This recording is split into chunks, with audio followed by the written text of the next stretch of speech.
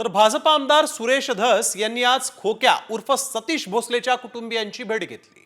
One विभागाच्या कारवाईनंतर पहिल्यांदाच धस खोक्याच्या घरी आले। 100 वर्षापासून भोसले कुटुंब इथं राहत होतं। वन विभागानं नोटीस न देता त्यांचं घर पाडलं, हा नियम कोणता, असा सवाल धस यांनी विचारला।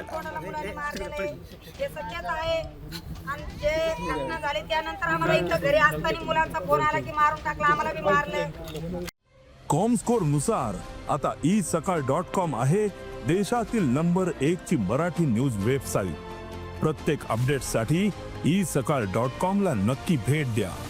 त्याला किती मोठा गुंड केला, किती मोठा पैशावाला केला, आता त्याचं बघा।